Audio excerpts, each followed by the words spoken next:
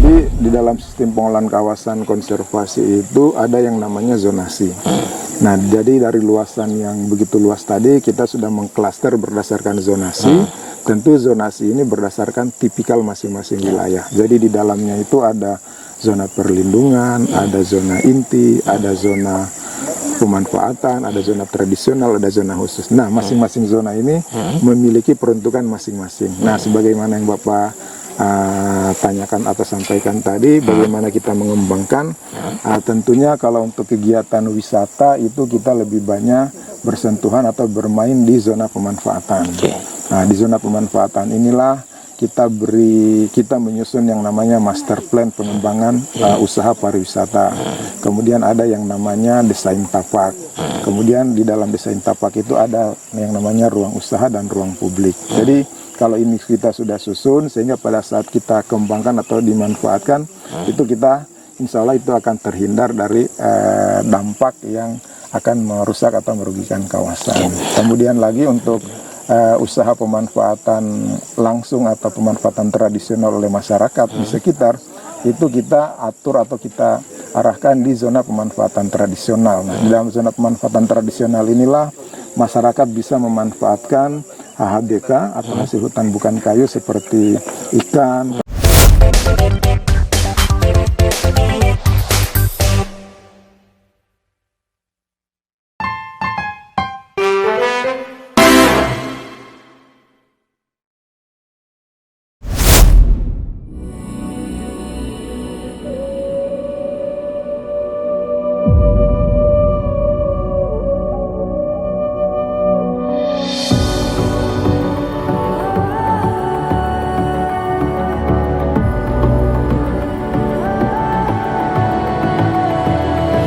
Halo Sobat Hijau, gimana? Udah bosan di rumah dan kangen liburan ke hutan? Ada kabar baik nih, ternyata di Taman Nasional Rawa Opa Watumuhai memiliki beberapa tempat wisata yang menarik loh. Bagi Sobat Hijau yang punya rencana liburan ke Sulawesi Tenggara, kawasan Taman Nasional Rawa Opa Watumuhai bisa dijadikan sebagai destinasi yang layak untuk kalian kunjungi.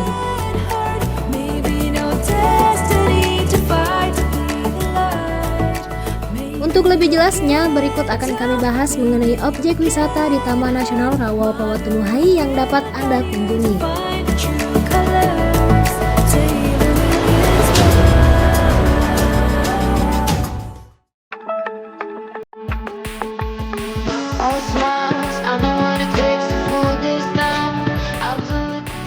Yang pertama, Pusat Konservasi Rusa.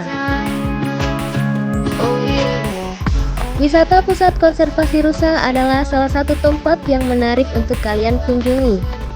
Selain bisa melihat anoa dan rusa secara langsung, pengunjung juga bisa menikmati beberapa pemandangan alam yang menarik. Pusat Konservasi Rusa ini terbagi menjadi dua. Pusat Konservasi Rusa 1 di Tatangge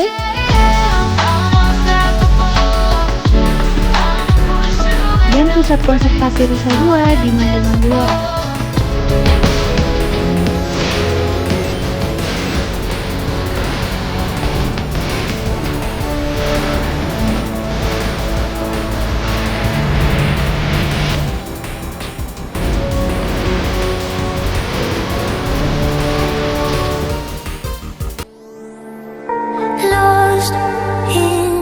Yang kedua, Mangrove Ecotourism Site.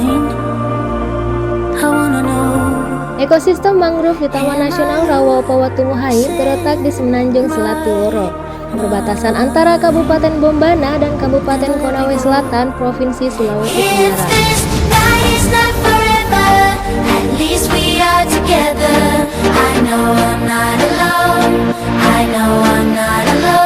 Ekosistem mangrove Taman Nasional Rawa Opa Watumuhai seluas 6.317 hektar merupakan terluas di Pulau Sulawesi.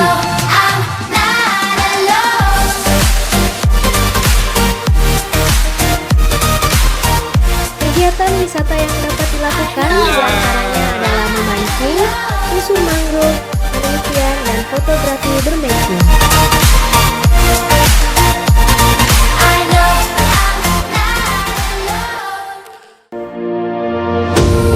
Yang ketiga, Rawa Opa.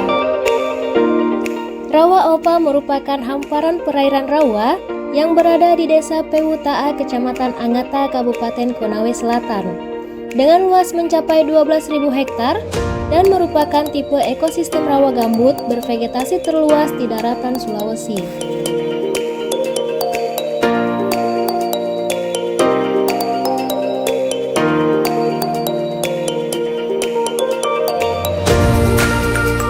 Kondisi tersebut merupakan habitat ideal bagi beberapa jenis burung air dan burung migran.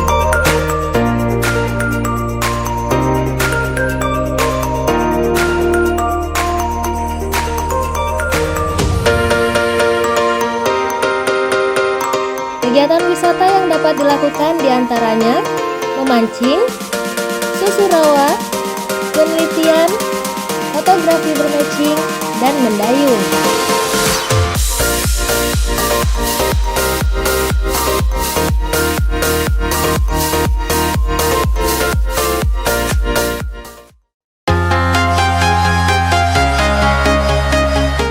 Yang keempat, Bukit Modus.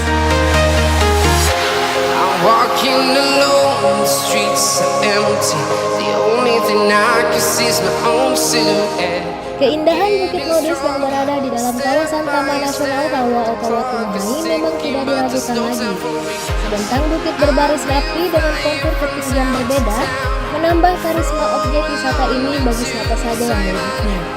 I've been all around. Objek wisata ini terletak di Desa Wati-Wati, Kecamatan Lantari, Kabupaten Bendana. Uniknya, bukit ini tidak ditumbuhi oleh ilalang melainkan rerumputan sehingga tidak mengganggu bagi para pengunjung yang melewati kawasan tersebut. Heroes tonight, yeah. We are heroes tonight. Luas kawasan Bukit Modus sekitar 104 hektar, terdiri dari bukit dan kawasan hutan yang merupakan tempat hidup dari sejumlah fauna endemik Sulawesi Tenggara, seperti rangkong dan kakatua kecil jambul kuning.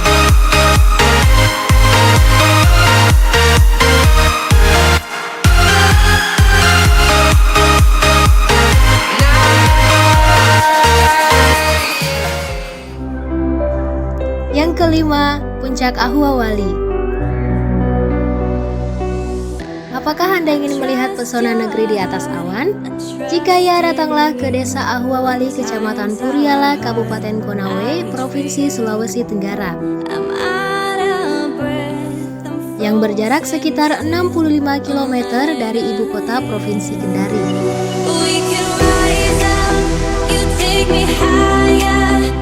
Di sini Anda akan diajak melihat pesona Puncak Ahwawali yang indah dan mempesona. Pemandangan hamparan selimut awan yang menyelimuti bukit tak hanya dapat menyejukkan mata tetapi membuat pikiran tenang.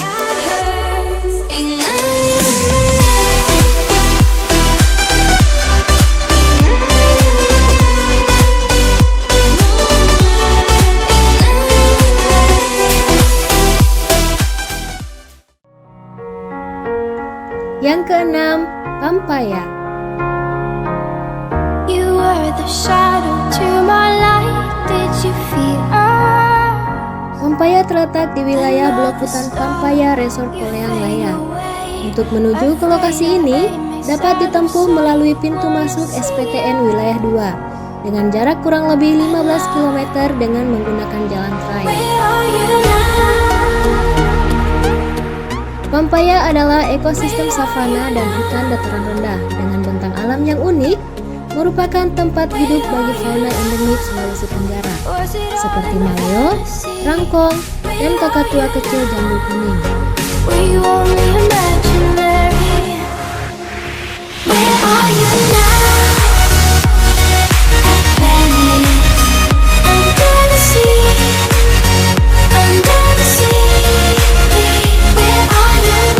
Sedangkan aktivitas yang dapat dilakukan antara lain trekking, birdwatching, penelitian, wisata pendidikan, foto hunting, video syuting, dan camping ground.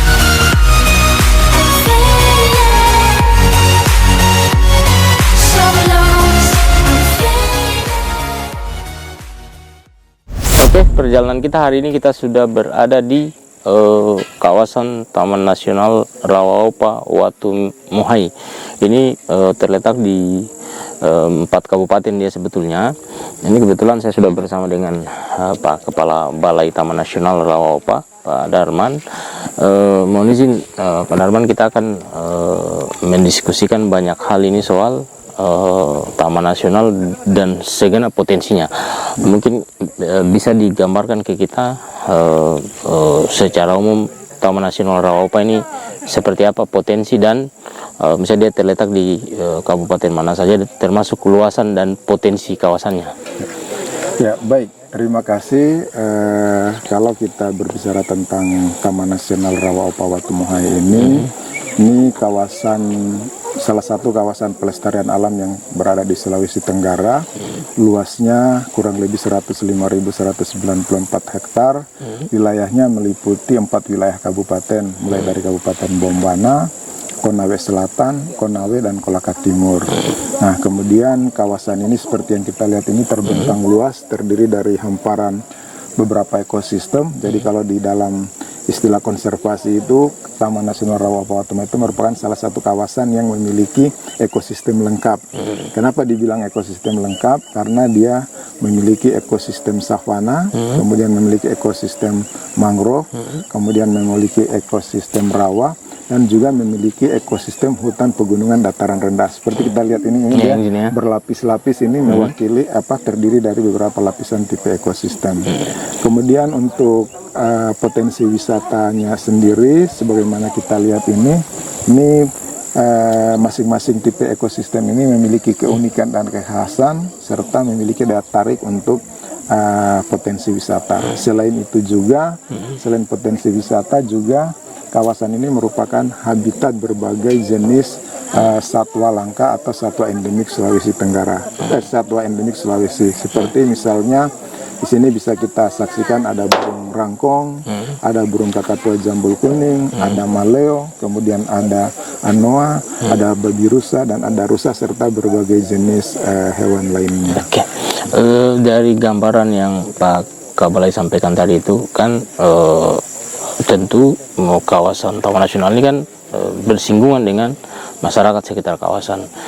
Bisa disampaikan ke kita yang sudah dilakukan teman-teman dari Balai Taman Nasional ini. Pertama soal pengembangan di sektor wisata, yang kedua pemberdayaan di sektor potensi Taman Nasional yang terintegrasi dengan masyarakat.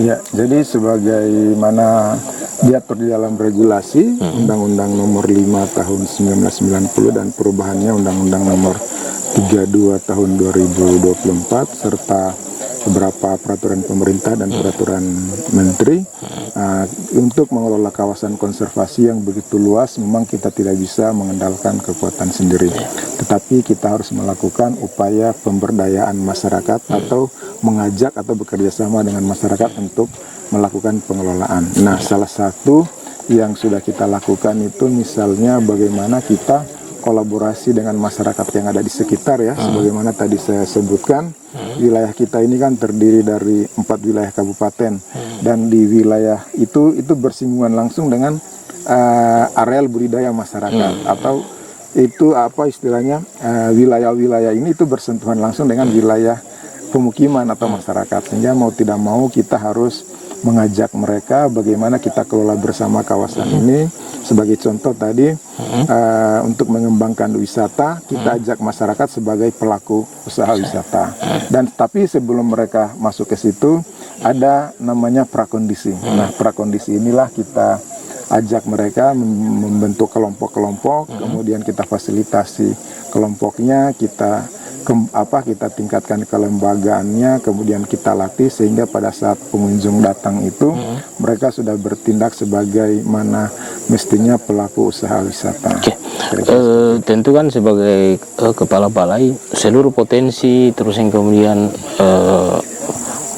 potensi masyarakat maupun potensi kawasan ini kan sudah dipahami lebih dalam. Tentu Pak Kabalai punya bayangan soal pengembangan baik di sektor masyarakatnya maupun di sektor wisatanya. Bisa digambarkan bayangannya Pak Kabalai di masa datang. Misalnya tadi sudah digambarkan mau bikin master plan atau seperti apa bayangannya di masa datang nih. Ya, jadi di dalam sistem pengelolaan kawasan konservasi itu ada yang namanya zonasi. Nah, jadi dari luasan yang begitu luas tadi kita sudah mengklaster berdasarkan zonasi. Tentu zonasi ini berdasarkan tipikal masing-masing wilayah. Jadi di dalamnya itu ada zona perlindungan, ada zona inti, ada zona pemanfaatan, ada zona tradisional, ada zona khusus. Nah, masing-masing zona ini memiliki peruntukan masing-masing. Nah, sebagaimana yang Bapak tanyakan atau sampaikan tadi, bagaimana kita mengembangkan, tentunya kalau untuk kegiatan wisata itu kita lebih banyak bersentuhan atau bermain di zona pemanfaatan. Nah, di zona pemanfaatan inilah kita menyusun yang namanya master plan pengembangan usaha pariwisata. Kemudian ada yang namanya desain tapak. Kemudian di dalam desain tapak itu ada yang namanya ruang usaha dan ruang publik. Jadi kalau ini kita sudah susun sehingga pada saat kita kembangkan atau dimanfaatkan itu kita insya Allah itu akan terhindar dari dampak yang akan merusak atau merugikan kawasan. Kemudian lagi untuk usaha pemanfaatan langsung atau pemanfaatan tradisional oleh masyarakat di sekitar itu kita atur atau kita arahkan di zona pemanfaatan tradisional. Nah, di dalam zona pemanfaatan tradisional inilah masyarakat bisa memanfaatkan HHBK atau hasil hutan bukan kayu seperti ikan kalau di perairannya, kemudian getah atau rotan atau madu, kemudian juga bisa memanfaatkan HHBK yang lainnya yang tentunya sudah turun-temurun itu dimanfaatkan oleh masyarakat sekitar. Jadi kita mengelola kawasan ini itu selalu memberikan ruang-ruang pemanfaatan tradisional kepada masyarakat lokal. Jadi jangan sampai dengan hadirnya Taman Nasional ini mereka kehilangan akses. Nah, jadi itu kita membaginya ke dalam klaster zonasi tadi. Terus yang kemudian Pak Kabalai soal bagaimana yang kira-kira harus kita lakukan ini dalam karena kan secara kultur masyarakat kita harus disadarkan bahwa ini selain potensi yang mesti kita lindungi sama-sama, ada juga secara psikologis masyarakat itu harus mesti tersampaikan bahwa mereka harus bukan hanya menjaga tapi ikut berkontribusi begitu. Pada sisi itu yang sudah dilakukan teman-teman di Balai Taman Nasional ini, Pak. Ya, jadi saya kira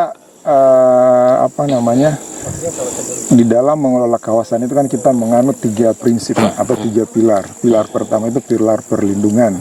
Pilar yang kedua adalah pilar pengawetan. Kemudian yang ketiga adalah pilar pemanfaatan. Saya mulai dari pilar yang terakhir. Bagaimana kegiatan perlindungan ini bisa berjalan? Nah, tentu orang akan ikut melindungi apabila dia akan mendapatkan manfaat dari situ. Nah, jadi kalau pemahaman saya, kita akan ikut menjaga dia atau menjaga wilayah itu apabila kita memiliki atau menerima manfaat dari tempat atau wilayah itu. Tapi kalau misalnya kita tidak merasakan manfaat, maka kita akan berpikir, wah ngapain, saya kan tidak dapat apa-apa dari situ. Nah, dengan adanya pilar pemanfaatan ini, pemanfaatan secara lestari ini, disitulah tadi fungsi zonasi, Pak.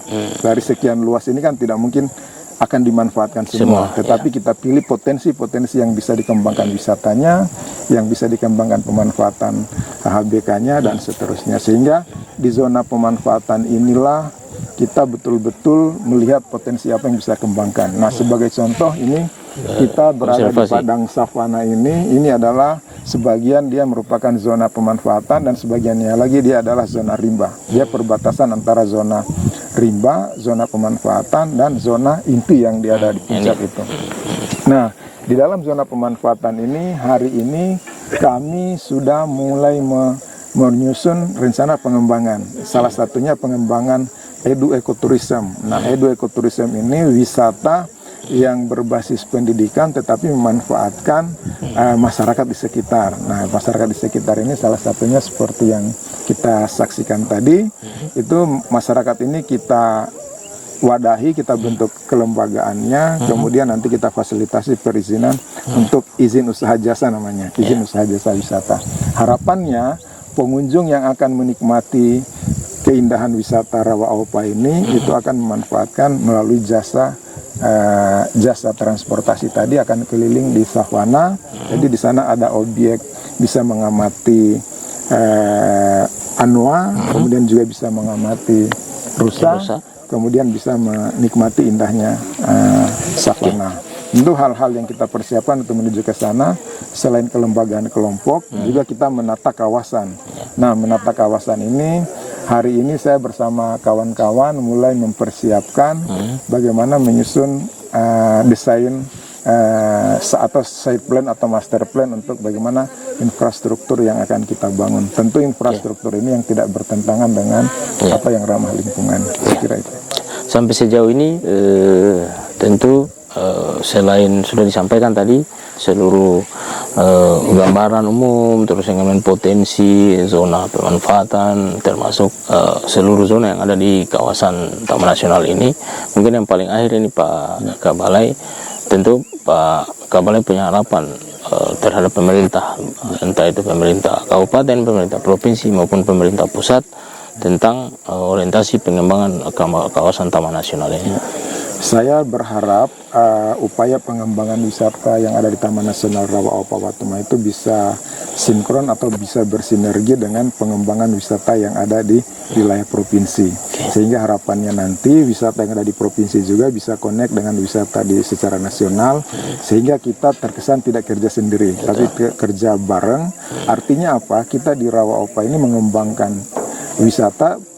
Kalau wisatanya berkembang kan berarti sudah wisata daerah juga yang berkembang, wisata daerah yang maju. Dan alhamdulillah hari ini itu untuk Taman Nasional Rawa-Opa-Watumai itu sudah masuk di dalam kalender event wisata provinsi.